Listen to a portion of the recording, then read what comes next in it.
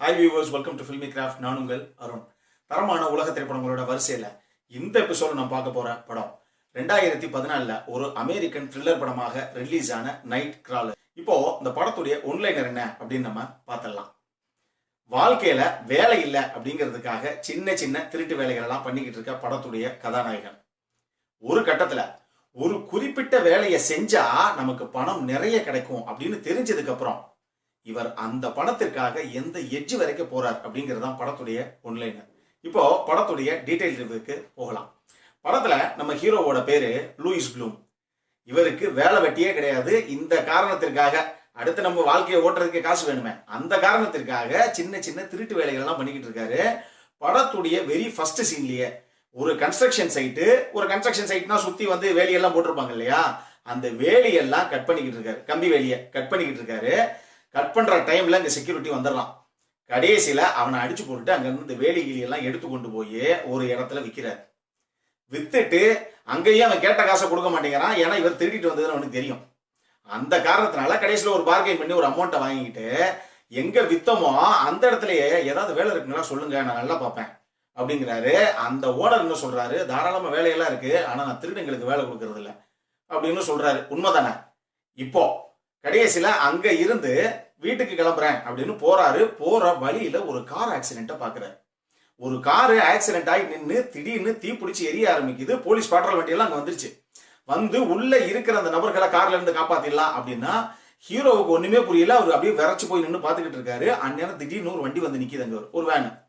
இவர் உடனே சரி ஓகே காப்பாத்துறதுக்கு இன்னும் ஆளுங்க வராங்க போல அப்படின்னு பார்த்தா 2 பேரும் அந்த வேனுக்குள்ள இருந்து கேமராவோட இறங்கி போய் அந்த விபத்து என்ன ஆச்சு, அந்த விபத்துல இருக்கவங்க எல்லாம் போலீஸ் எப்படி காப்பாத்திட்டு இருக்காங்க அப்படிங்கறத வீடியோ பண்ணிட்டு இருக்காங்க இவங்க. ஹீரோ இதை பின்னாடி இன்னும் வேடிக்கை பார்த்துக்கிட்டே இருக்காரு.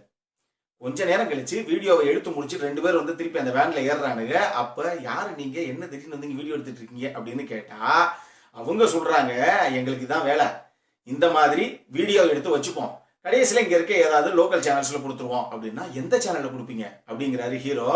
யார் அதிகமா காசு கொடுக்குறாங்களோ அந்த சேனலுக்கு ஏதோ கொடுத்துருவோம் அப்படின்னு சொல்லிட்டு ஏறி போயிடுறாங்க அவங்க. ஆனா அவங்க போறதுக்கு முன்னாடி அவங்க வண்டிக்குள்ள அந்த வேனுக்குள்ள இந்த போலீஸுக்கு கண்ட்ரோல் ரூம்ல இருந்து வயர்லெஸ்ல மெசேஜ் எல்லாம் வரும் இல்லையா, இதெல்லாம் டேப் பண்ணி கேட்கிற ஒரு போலீஸ் ரேடியோ ஸ்கேனர் மிஷின் உள்ள இருக்கிறத ஹீரோ பாக்குறாரு. இதை பார்த்துட்டாரு இல்லையா, இவர் ஏற்கனவே தெரிஞ்ச விஷயம் தான். மறுநாள் காலையில இவர் ஒரு பீச்சில் படுத்திருக்காரு. ஒரு நபர் அப்பதான் சைக்கிளிங் போயிட்டு வந்து அந்த சைக்கிள் அந்த இடத்துல நிறுத்திட்டு போறான். அடுத்த சீனே பாத்தீங்கன்னா ஹீரோ அந்த சைக்கிள் எடுத்து கொண்டு போய் நேர ஒரு இடத்துல வித்துட்டு எனக்கு ஒரு கேம்கார்டர், ஒரு போலீஸ் ரேடியோ ஸ்கேனர் ரெண்டும் கொடுங்க அப்படின்னு சொல்லி இவருடைய கார்லயே ரெண்டையும் வச்சுக்கிட்டு அன்னைக்கு நைட்ல இருந்து இந்த மாதிரி சம்பவங்கள் எங்க நடக்கும் அப்படின்னு இவர் ஆரம்பிக்கிறார். இதுக்கப்புறம் இது ஆரம்பிச்சதுக்கு அப்புறம் இவருடைய அந்த பணத்து ஆசை காரணமாக இது எது வரைக்கும் போய் நின்னுச்சு அப்படிங்கறதா படத்துடைய மொத்த கதையே. இந்த படத்துல எனக்கு ரொம்ப பிடிச்ச விஷயங்கள் என்ன அப்படின்னா, இந்த படத்துல அந்த லூயிஸ் ப்ளூம் அப்படிங்கிற அந்த ஹீரோ கதாபாத்திரத்தை ஏற்று நடிச்ச ஜேக் கைலின்ஹாலுடைய பர்ஃபார்மன்ஸ் சூப்பராக பண்ணிருப்பாரு. ஒரு பெரிய அலட்டலே இல்லாம அப்படியே பெரிய வந்து நான் ஆர்ப்பாட்டமாக சூப்பரா பர்ஃபார்ம் பண்ற மாதிரிங்க அப்படின்னு எந்த வித வந்து ஓவர் டூவுமே பண்ணாம ரொம்ப கிளியராக ரொம்ப சட்டிலா சூப்பரா பண்ணிருப்பாரு அந்த ரோலை. அதுவும் படத்துடைய ஃபர்ஸ்ட் ஹாஃப் எல்லாம் தாண்டி செகண்ட் ஹாஃப் குள்ள போக போகலாம் படம் கொஞ்சம் பரபரப்ப ஆரம்பிச்சிடும். அந்த டைம்ல எல்லாம் ஹீரோவை பார்க்கும் போதே இந்த ஆள் என்ன வேணாலும் பண்ணுவாயா, இவனை மாதிரி ஒரு செல்ஃபிஷ் யாருமே கிடையாது, காசுக்காக என்ன வேணாலும் பண்ணக்கூடிய ஆள் தான் அப்படின்னு பார்க்குற வியூவர்ஸான நமக்கே தோணும். அவருடைய எக்ஸ்பிரஷன்ஸ் எல்லாம் அந்த அளவுக்கு இருக்கும். அதற்காகவே இந்த படத்துக்காக ஜேக் கைலின்ஹால் ஒரு கோல்டன் குளோபுக்கே நாமினேட் பண்ணப்பட்டார். படத்துல ரெண்டாவது எனக்கு ரொம்ப பிடிச்ச விஷயம் அந்த படத்துடைய சினிமோட்டோகிராஃபி. காரணம் என்னன்னா, படத்துடைய டைட்டிலே நைட் கிராலர் தான். அதாவது நைட்ல ஹீரோ போய் பார்க்குற வேலைகள் மட்டும்தான் படமே. அதனால கிட்டத்தட்ட 90 to 95% ஆஃப் படம் கம்ப்ளீட் நைட்ல தான் ஷூட் பண்ணியிருக்காங்க. ஸோ அங்கே இருக்கிற ஸ்ட்ரீட் லைட்டு நார்மலாக எந்தெந்த இடத்துல என்னென்ன லைட்டிங் இருக்குமோ அதை மட்டும் யூஸ் பண்ணியிருக்காங்க. சில இடத்துல ஆர்டிஃபிஷியல் லைட்டிங் யூஸ் பண்ணியிருக்காங்க. பட் சினிமோட்டோகிராஃபி கிறிஸ்டல் கிளியர், அவ்வளவு சூப்பராக வந்திருக்கு.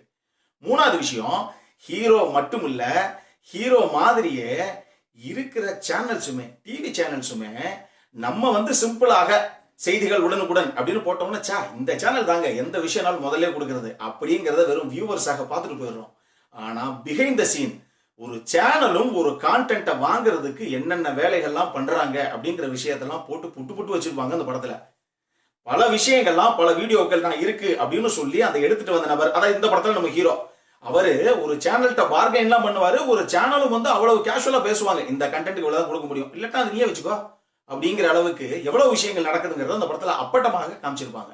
அது மட்டும் இல்லாம ஒரு சேனலுக்கு ஒரு கான்டென்ட் கிடைக்குது அப்படின்னா அந்த கான்டென்ட்ல ரத்தம் தெரிக்கக்கூடிய காட்சிகள் இருக்கலாம், இல்ல ஒரு குழந்தையின் மீதான வன்கொடுமை ஏதாவது இருக்கலாம். இப்படி என்ன கான்டென்ட்டா இருந்தாலும் அதை வெளியே விடலாமா வேணாமா அப்படிங்கறதெல்லாம் எங்களுக்கு யோசனை கிடையாது. ஆனா இதை வெளியே விடுறதுனால என் சேனலுக்கு என்ன ப்ராஃபிட், எங்களுடைய டிஆர்பி ரேட்டிங் எப்படி ஏறும் அப்படிங்கறத மட்டும்தான் ஒரு சேனல் பாக்குது அப்படிங்கிற விஷயத்தையும் அப்பட்டமாக அந்த படத்துல காமிச்சிருப்பாங்க. இன்னொரு முக்கியமான விஷயம், இந்த படத்தை பொறுத்தளவுக்கு த்ரில்லரு அப்படின்னு அடேங்கப்பா தாறுமாறா தெரிக்க வர்ற த்ரில்லரு அப்படின்னு போய் பார்க்காதீங்க. இந்த படம் ஒரு வித்தியாசமான அனுபவத்தை உங்களுக்கு கொடுக்கக்கூடிய ஒரு படம். இந்த மாதிரி படங்கள் அதிகமாக நீங்க பார்த்திருக்க மாட்டீங்க. ஒரு வித்தியாசமான கான்செப்ட், வித்தியாசமான ஒரு ஸ்கிரிப்ட். இது அடல்ட் கண்டென்ட் பொறுத்தளவுக்கு இந்த படத்துல எந்த அடல்ட் கண்டென்ட்டும் கிடையாது. தாராளமாக நீங்க ஃபேமிலியோட உட்காந்து இந்த படத்தை பார்க்கலாம். இந்த படம் நெட்ஃபிளிக்ஸ்லேயே அவைலபிளாக இருக்கு, பார்த்து ரசியுங்கள்.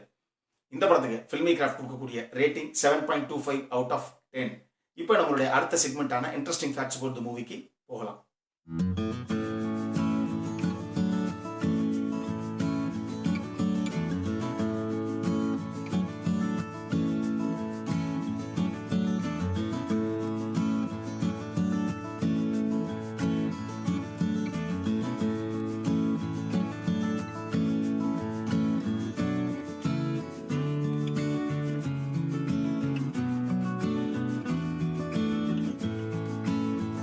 இந்த வீடியோ பிடிச்சிருந்ததுன்னா லைக் பண்ணுங்க, ரொம்ப பிடிச்சிருந்ததுன்னா உங்க ஃப்ரெண்ட்ஸ் எல்லாத்துக்கும் ஷேர் பண்ணுங்க.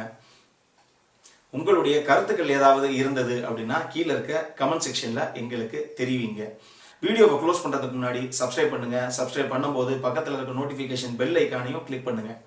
அப்பதான் எங்களுடைய வீடியோஸ் எல்லாம் உங்களை ஆன் டைம் வந்து சேரும். இதே மாதிரி இன்னொரு உலகத்தரமான படத்தோட அடுத்த முறை உங்களை சந்திக்கிற வரைக்கும் it is Arun signing off. By.